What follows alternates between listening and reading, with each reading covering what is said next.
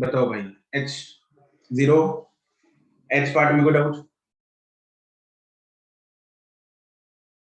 Exercise 0 part H में कोई doubt?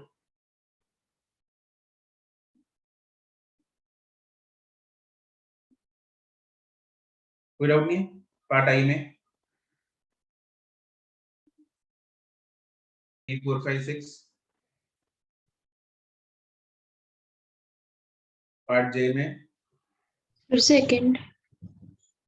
Question number 2, a 60 kg box sledge is traveling horizontally. Highest pay 90 kg packet is dropped on it vertically. Substitute. ये क्या doubt है इसमें? Sir मतलब मेरे को पहले बात तो सर ये क्लियर करने की फ्रिक्शनलेस होएगा ना ये? हाँ, फ्रिक्शनलेस लेंगे सर। और मतलब मेरे को ये लग रहा है कि मतलब फ्रिक्शनलेस है तो नॉर्मल से भी कोई लेना देना नहीं है। और सर जो पैकेट है वो तो मतलब वाई डायरेक्शन में गिरा है, तो एक्स में क्या फर्क पड़ने वाला है? वाई डायरेक्शन में ना, उसको जस्ट इसीलिए एक्स में उसकी इनिशियल वेलोसिटी 0 है ना। किधर गया पेन? ये उसको वाई डायरेक्शन में गिराने की वजह से क्या फर्क पड़ेगा? इस पैकेट को हमने वाई डायरेक्शन में गिराया, हम जब मोमेंटम कंजर्वेशन Pi = Tf हम x डायरेक्शन में लगा रहे हैं मान लो, ठीक है। इनिशियल मोमेंटम में क्या होगा? ये कैपिटल M, ये छोटा m, इसकी वेलोसिटी लेट्स से u, इसकी वेलोसिटी x डायरेक्शन में कितनी है? इसकी वेलोसिटी छोटे m की सर 0। तो it will be m into u is equal to final velocity कितनी हो जाए, फाइनल मोमेंटम कितना होगा? ये इसके ऊपर है sir m + m into v।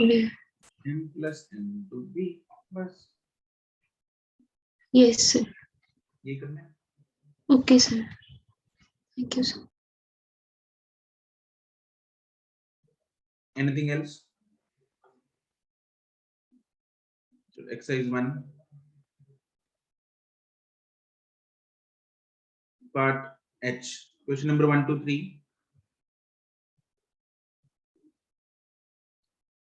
4.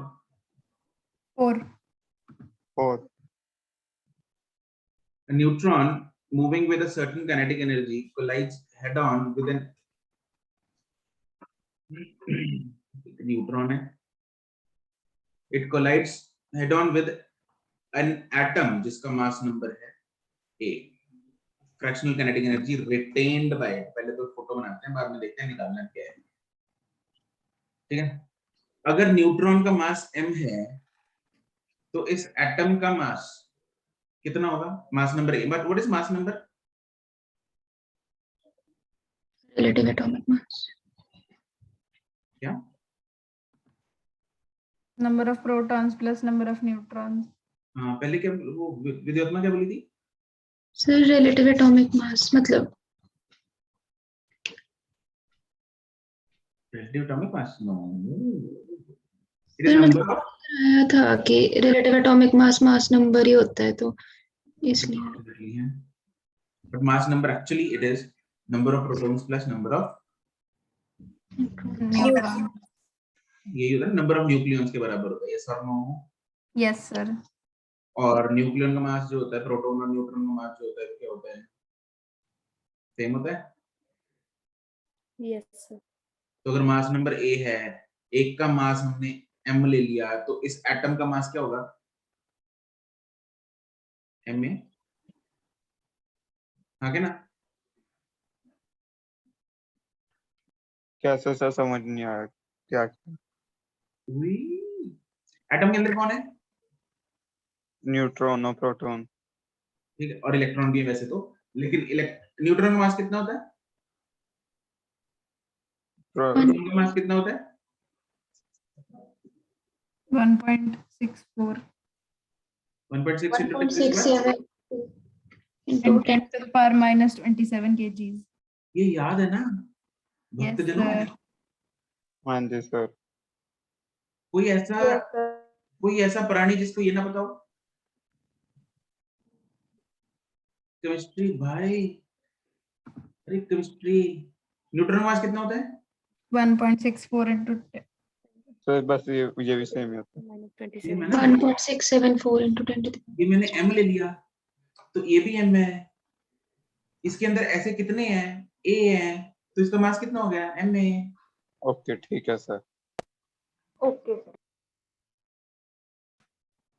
चलो इन दोनों में टक्कर हुई, न्यूट्रॉन जा रहा था मान लो u वेलोसिटी के साथ, ये रेस्ट पे था, बाद में क्या हुआ v1 और v2 हो गई दोनों की वेलोसिटीज। अपने को क्या करना है, find the fractional kinetic energy retained by it, मतलब kinetic energy retained by the neutron divided by initial kinetic energy of the neutron.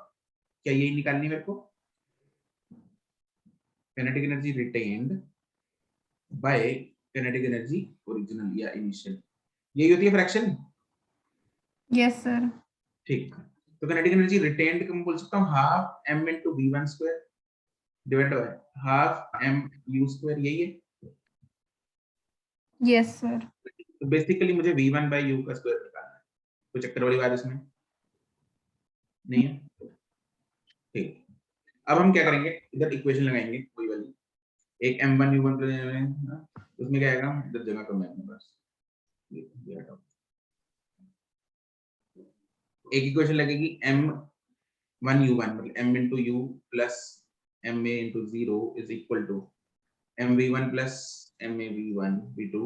दूसरी इक्वेशन लगेगी e is equal to v2 minus v1 upon u1 minus v2, v2 minus v1 upon u1 कितना u, u2 0 है, इसके लिए 1 है।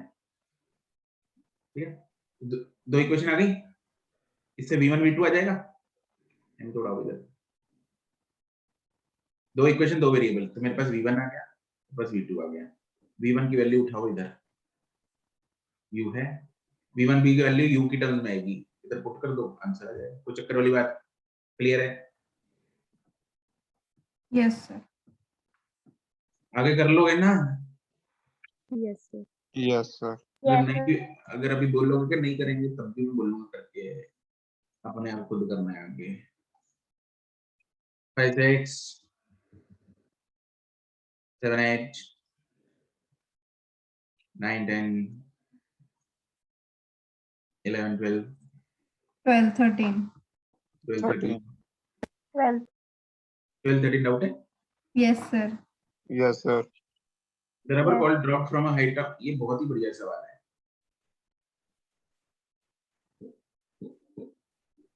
ये किसने किया है, इसका आंसर क्या दे, 22 दिया हुआ है,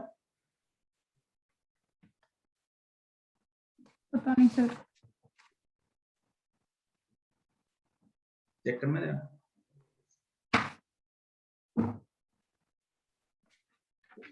एक रबर बॉल को हमने हाइट 20 से ड्रॉप किया है, it falls on the roof of an elevator. 24 दिया हुआ है 24 दिया, जुगाड़ दिया, चलो कोई बात नहीं। Falls on the roof of a elevator going up with a speed of 2 meters per second. If the collision of the ball and the elevator is elastic, the ball rebounds.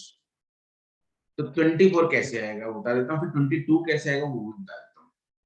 ठीक है, एक्चुअल आंसर होना चाहिए इसका 22, 24 कैसे आ रहा है वो भी करते हैं।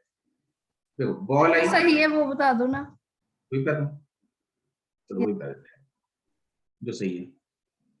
एक्चुअल आंसर बनना चाहिए इसका 22, कैसे, बॉल के ऊपर से, चेंज कर ले एक मिनट पहले सुन लो, Yes, ऊपर से sir. बॉल गिराई अपने कितनी हाइट से, 20 meters 20 मीटर हाइट से, 20 मीटर की हाइट से बॉल को ऊपर से ड्रॉप कर दिया।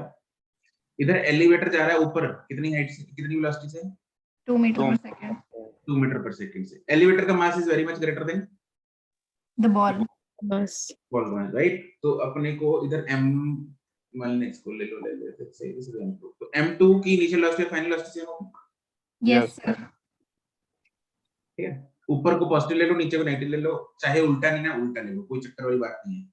ठीक है, तो ऊपर को अगर पॉजिटिव लेते तो पहले भी +2 थी, मतलब u2 is +2, v2 is also +2, कोई चक्कर इसमें नहीं है। नाउ हमें सबसे पहले तो ये निकालना है कि जब ये कोलाइड करेंगे दोनों, तो बॉल ने कितना डिस्टेंस ट्रेवल किया है, ये सर निकालना मैंने पड़ेगा। भी ऐसे निकाला है, मेरा तो 24 आ रहा है।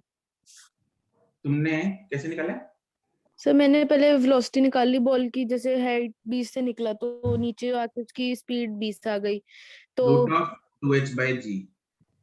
नहीं, ये तो हाँ जी टाइम सर। नहीं सर ये तो टाइम क्या है। हाँ हाँ ठीक है। v square minus a square is equal to 2as, तो v square is root of 2h/g, 2 into 10 into height। और यस मैंने भी निकाल ली थी ये तो कि 20 मीटर पर सेकंड आ जाएगी। लेकिन क्या बॉल की स्पीड टकराने से पहले सच में 20 होगी? सर 20 फिर होएगी अगर वो 20 मीटर पे डिस्टेंस के ऊपर क्या है तो। बॉल ऊपर आ सच में जाएगी। 20 मीटर नीचे जाके टकराएगी, या जितनी देर में बॉल नीचे आ रही है उतनी देर में लिफ्ट भी तो ऊपर जाके भाई? Yes sir. एक्चुअल में कोलिजन यहाँ हुई है, यहाँ नहीं, इधर हुई है, इधर। तो बॉल ने 20 मीटर डिस्टेंस ट्रेवल ही नहीं किया, तो उसकी स्पीड 20 तक पहुंचेगी ही नहीं। क्या ये बात समझ में आ रही है? Yes sir. ठीक है, तो मैं तुम लोगों को हिंट दे रहा हूँ। तुम लोगों ने क्या करना है, पहले देखो, अगर तो तुम लोगों को ऐसे करना है ना, 20 आ गया उसके बाद m1 u1 वो सब लगा देना, तुम्हारे पास आंसर आ जाएगा। ठीक है, उसके साथ आंसर मेरे पास 24 आ जाएगा, कोई चक्कर वाली बात है नहीं। लेकिन अगर हमें सच में सही चीज करनी है तो हमें पहले ये देखना पड़ेगा कि भाई बॉल ने कितना डिस्टेंस ट्रेवल किया है और उस टाइम पे वेलोसिटी कितनी थी। क्या ये बात समझ में आ रही है? तो इसमें लगेगा मोशन इन 1D का कंसेप्ट। एक ऑब्जेक्ट ऊपर से है, एक ऑब्जेक्ट नीचे से ऊपर जा रहा है, तो मान लो यहाँ पे मिलते हैं दोनों, इतने डिस्टेंस पे, टोटल हाइट 20 है। इसने लेट्स से डिस्टेंस ट्रेवल किया है x, तो इसने डिस्टेंस ट्रेवल किया है 20 -6। राइट। तो इसका लगाना इक्वेशन, इसकी लगाना इक्वेशन, यहाँ से तुम्हारे पास ये पता लगेगा कि ये हाइट कितनी है, x पता लग जाएगा। फिर निकलेगी यहाँ पे वेलोसिटी, राइट। वो वेलोसिटी मेरे ख्याल 18 कुछ आती है, ओके। फिर लगेगी कंजर्वेशन ऑफ मोमेंटम या ई की इक्वेशन, फिर लगेगी। करोगे ट्राई? Yes sir. यस। तुम लोगों को बता दिया करना कैसे है, बड़ा हिंट दे दिया, इसको खुद ट्राई करना। Okay yes sir. चलो बढ़िया। Yes sir. सर अब मतलब सही आंसर कौन सा है, 22 की 24? ठीक है।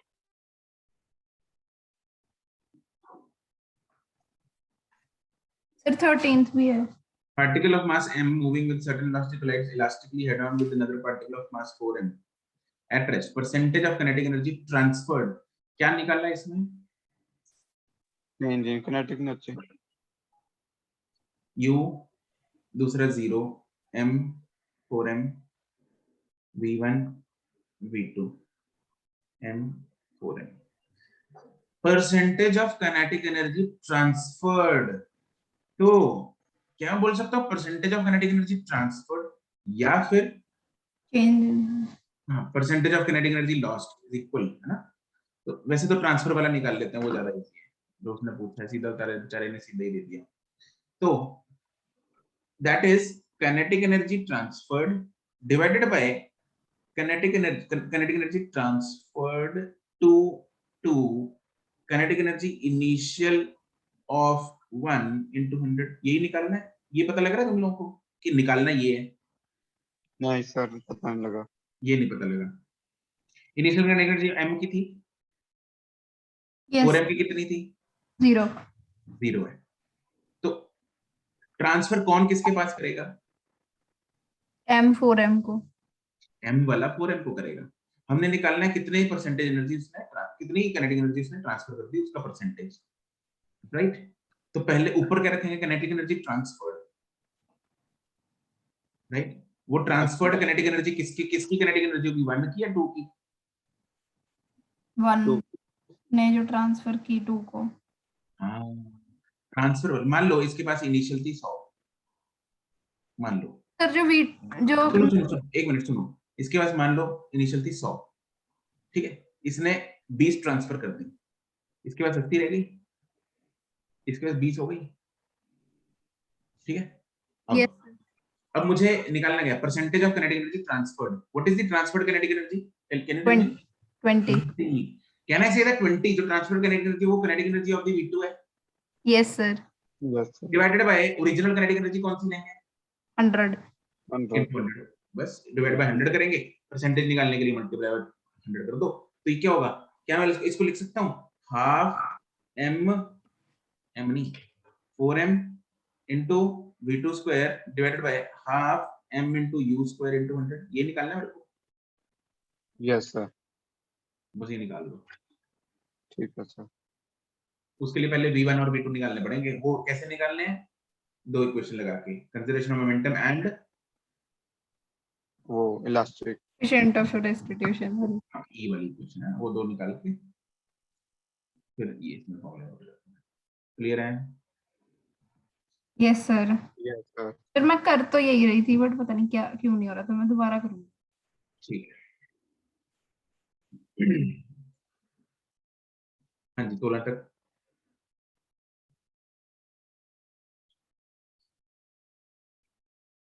सेवनटीन तक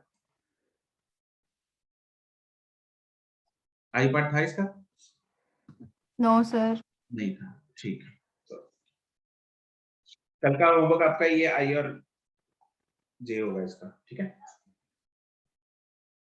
ठीक, चलो आज की डिस्कशन समाप्त हो गई, हो गए डाउट्स, आगे चलें? Yes sir. ठीक है जी।